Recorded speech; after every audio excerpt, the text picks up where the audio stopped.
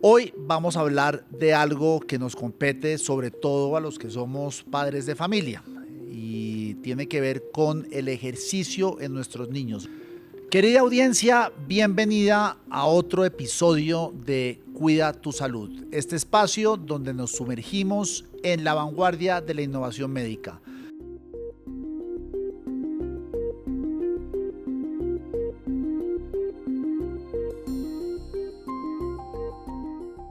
Lo importante que es, más allá de que se entretengan, de que corran, de que jueguen básquet y demás, lo importante que es para su desarrollo emocional, su desarrollo físico y muchas otras condicionantes. Mi nombre es Diego Santos y nos acompaña la doctora Vanessa Preciado, quien es especialista en medicina de la actividad física y el deporte de la Fundación Santa Fe de Bogotá. Doctora Preciado, bienvenida a Cuida tu Salud. Muchas gracias por la invitación. Bueno, antes de entrar en materia, ¿cómo llega usted a ejercer, a meterse en esta rama de la medicina? Bueno, yo soy egresada desde hace 13 años, pero desde hace 4 años tuve la oportunidad de estar en el Ministerio del Deporte con el programa Talento y Reserva. El Talento y Reserva es esa etapa en donde los niños aún no son deportistas profesionales o no son deportistas de alto rendimiento.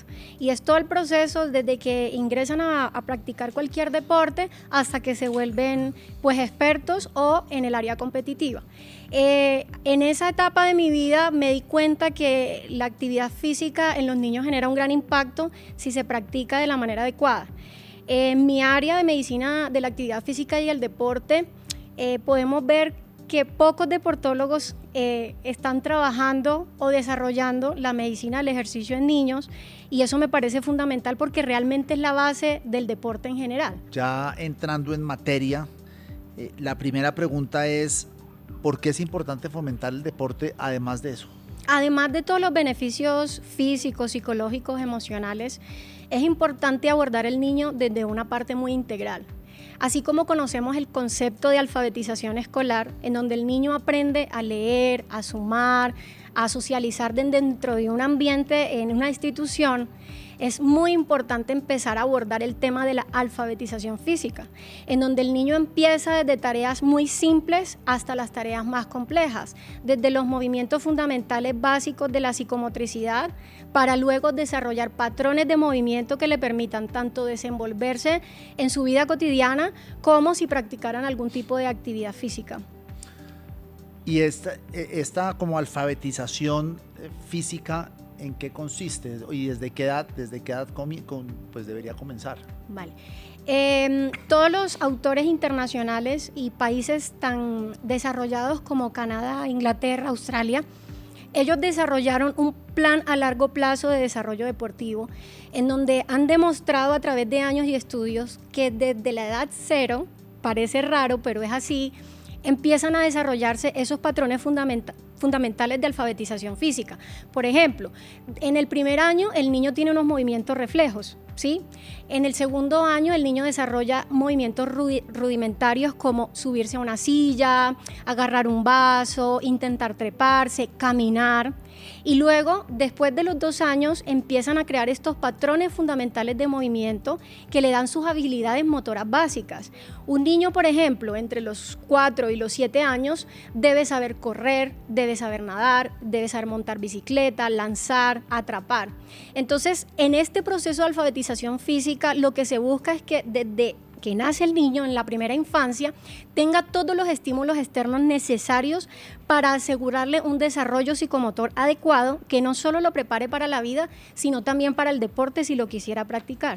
Cualquier papá que nos esté escuchando podría pensar que este tipo de lo que estamos hablando aquí va más dirigido a esos papás que quisieran que sus hijos terminen siendo deportistas profesionales. ¿Es así?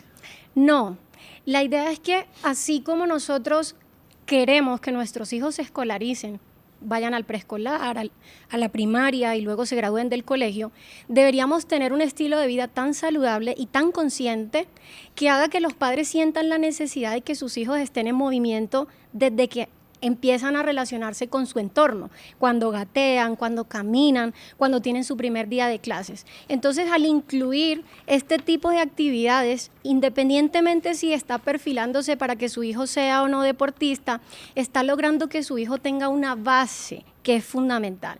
Por ejemplo, vemos mucho que un niño de 4 años, el papá lo mete en un deporte como fútbol porque al papá le gusta el fútbol, pero no le ha permitido al niño encontrar esa actividad que le genere una satisfacción, porque no le ha permitido explorar muchas cosas. O el niño entra a hacer fútbol y ni siquiera sabe correr, no sabe patear, no sabe saltar, no sabe montar bicicleta, no tiene lateralidad, no tiene coordinación. Entonces esto también aumenta los factores de riesgo en salud al practicar un deporte sin tener una base en esos movimientos fundamentales motores. ¿Cuáles son esas habilidades motoras básicas que debe tener? El niño debe aprender a gatear, eso es súper importante. Debe aprender a gatear, evidentemente a caminar, pero más allá de eso debe aprender a trepar, a saltar, a lanzar, a recibir, motricidad fina, que es la aprensión, motricidad gruesa, patear, y otras un poquito más elaboradas que sería con un elemento externo como nadar. Nadar es fundamental, no solo para la supervivencia, sino que también hay un desarrollo por momentos en el medio acuático que no es tan diferente del terrestre, pero genera otros estímulos. Entonces es muy importante como padres de familia que podamos tener en mente cuando nuestro hijo se va desarrollando, cómo voy a ir llevándolo yo paso a paso para que esas habilidades motoras básicas se desarrollen de la manera correcta. Para esas personas que no cuentan con esos privilegios, ¿qué pasa con la parte de la sociedad, con esos hijos? ¿A dónde los llevan o cómo les pueden enseñar este tipo de cosas? Yo creo que debemos partir, en vez de partir como de la actividad física, donde la encuentro, es partir de la individualidad del paciente. Y en este caso, en el tema de los niños, lo más importante es que puedan los padres tener una asesoría para poder escoger cuál es la actividad más favorable para su hijo. En la Fundación Santa Fe de Bogotá, desde Medicina de la Actividad Física y el Deporte, dentro de nuestra consulta abordamos todos estos ítems de las necesidades motoras del niño o sociales o emocionales. Asesoramos al padre y dependiendo de los recursos con los que el padre cuente, sí, abordamos, por ejemplo, gustos, lo que usted dice, tiempo, dinero, desplazamiento, y hay otras estrategias en casa que se puede implementar para que el niño desarrolle actividad física en su casa, o con la bicicleta que le regalaron sus abuelos, o con unos patines. Entonces, en la consulta preguntamos a los padres de familia con qué herramientas cuentan para poder instaurar como un plan de actividad física en casa. Me imagino que se debe haber encontrado con casos de deportistas que fueron obligados desde chiquito a practicar el deporte que los papás le impusieron, porque les gustaba, porque pensaban que tenían una mayor posibilidad de éxito a futuro. ¿Qué pasa con esas personas ya siendo adultos desde el punto de vista psicológico, por ejemplo? Muchas veces ni siquiera terminan su carrera deportiva. Yo he visto deportistas de alto rendimiento que iniciaron a edades tempranas en un deporte que quizás escogió su papá y que el papá quiso vivir su sueño deportivo a través de su hijo, y al final en la mitad del camino se saboteaban. O sea, en el entrenamiento lo hacían muy bien y cuando íbamos a competencia no lo hacían, quedaban de últimos. Y luego con psicología deportiva se empezaba a ver ese patrón de que en realidad él no quería hacer eso. Luego ellos se retiran muy jóvenes. No he visto de pronto ningún deportista de alto rendimiento que ya sea profesional que diga me arrepiento de haber hecho este camino. La deserción se presenta a edades un poco más tempranas. De hecho, por ejemplo, este tipo de deportistas que desde niños hicieron algo que nunca quisieron, cuando quieren practicar un deporte les cuesta mucho. Voy a poner un ejemplo, un niño que hayan obligado a ser ciclista, luego no sabe correr. O uno que lo hayan obligado a hacer atletismo, luego no sabe nadar. Entonces, al hacer un solo deporte de manera obligada, hace que él también pierda otras habilidades motoras que necesita. Cuando un niño desarrolla unas aptitudes bastante elevadas en distintos deportes, ¿cómo se guía ese proceso? Porque eventualmente, pues un niño es un niño. Y yo sé que lo que usted está diciendo es cierto, el niño es el que tiene que escoger dónde quiere estar, pero si realmente sus aptitudes están en un deporte, es muy bueno en ambos, pero en uno es excelso. Ahí cómo se maneja la situación. La clave es, como padres, es difícil escoger buenos sitios para que sus hijos desarrollen su deporte. Usualmente lo que yo recomiendo es que los niños estén adscritos a un club que esté asociado a la liga de ese deporte en esa ciudad, porque las ligas regulan muy bien los procesos pedagógicos deportivos de los niños. Y ahí ya no hay pierde, porque ese entrenador en el proceso del niño es quien va a ir diciéndonos: sí, él hace tenis y hace baloncesto, pero es que es un crack haciendo taekwondo. Entonces el proceso pedagógico nos va dando las señales o las banderas de decir, este niño tiene más potencial para un deporte o para otro.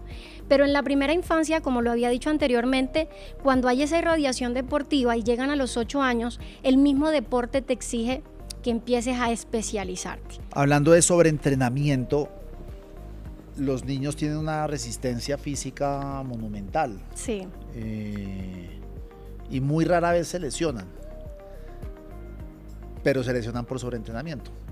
¿Cómo evitarlo? ¿Quién es el que levanta la mano y dice, ojo, que este pelado tiene un riesgo de lesión alto?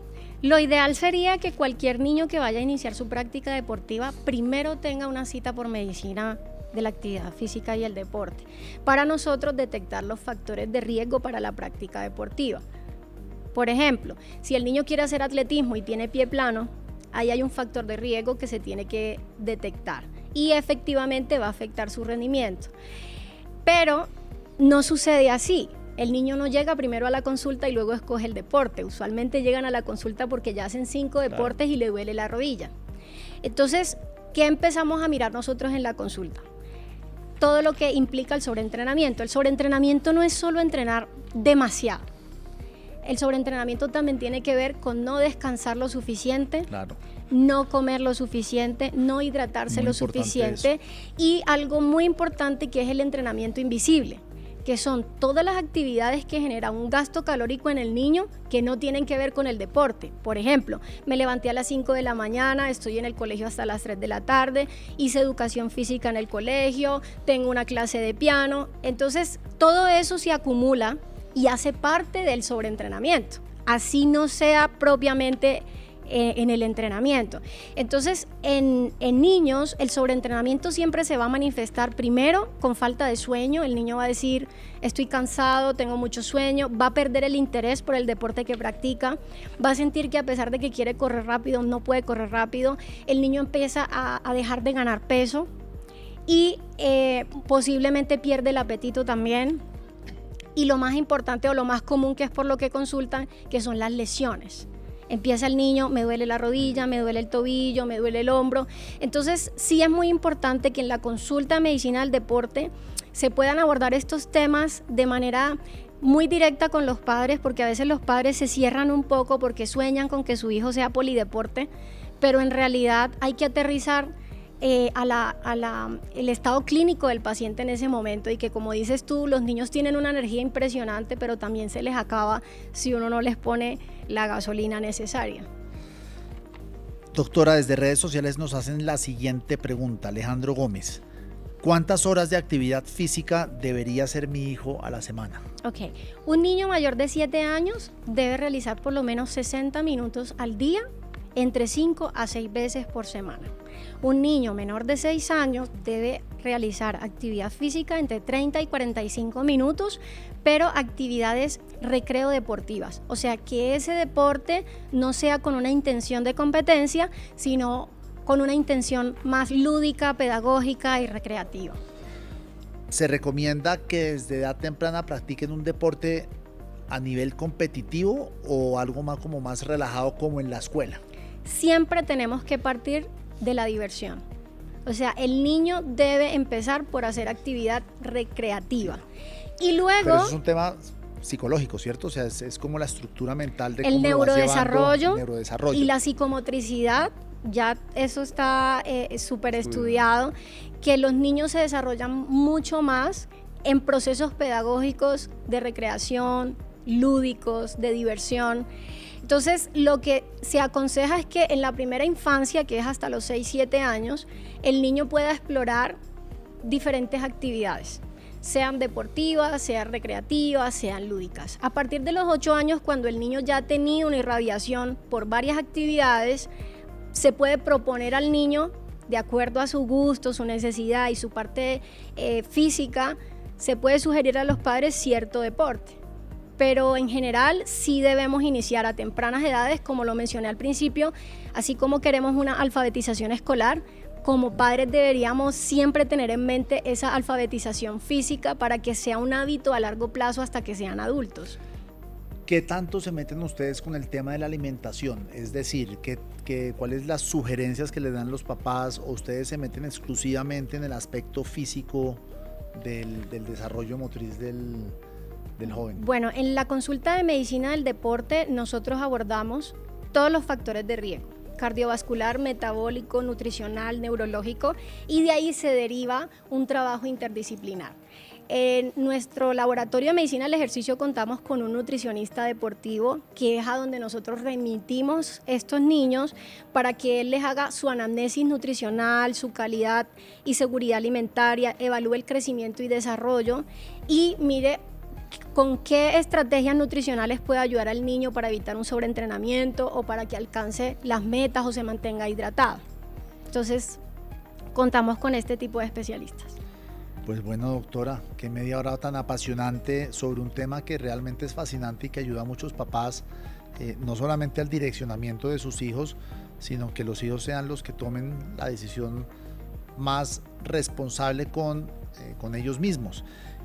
No sé si tiene algo para concluir, para cerrar, que quisiera dejar como mensaje. Claro que sí. En la Fundación Santa Fe de Bogotá, en nuestro laboratorio de medicina del ejercicio, contamos con pruebas especiales de fisioterapia deportiva para niños a partir de los 7 años. Aquí se hace una valoración osteomuscular para detectar estos factores de riesgo. Ella hace un plan complementario o un plan preventivo de acondicionamiento muscular para cada edad de acuerdo a esas necesidades y acompaña al deportista en su proceso de fortalecimiento o prevención de lesiones. Así también hace rehabilitación y readaptación deportiva. Tenemos también pruebas de fuerza, dependiendo también de la edad, hay unos protocolos, y ya en edades de competencia, que va desde los 14 en adelante, se hacen las otras pruebas de laboratorio, como la prueba de lactato, como el BiFit, el RunFit. Entonces, el día de hoy aprovecho para invitarlos a nuestro laboratorio de medicina del ejercicio, que es muy completo y que trabaja de la mano con otros especialistas como pediatría, endocrinología, ortopedia pediátrica, para asegurar que ese niño que hace deporte esté cobijado y haga un proceso adecuado sin lesiones y sin riesgos. Pues doctora Preciado, muchas gracias. Muchas gracias. Y a ustedes también muchísimas gracias por habernos acompañado en este episodio sobre ejercicio en los niños. Los esperamos la próxima semana en un nuevo capítulo de Cuida tu Salud. Ya son más de 150 los que hemos hecho. Entonces los invitamos a que entren en nuestras redes sociales, a que entren en la página de YouTube o en el canal de Spotify u otras plataformas de podcast para que busquen temas sobre los que ustedes quieran profundizar un poco más. Que tengan una feliz semana.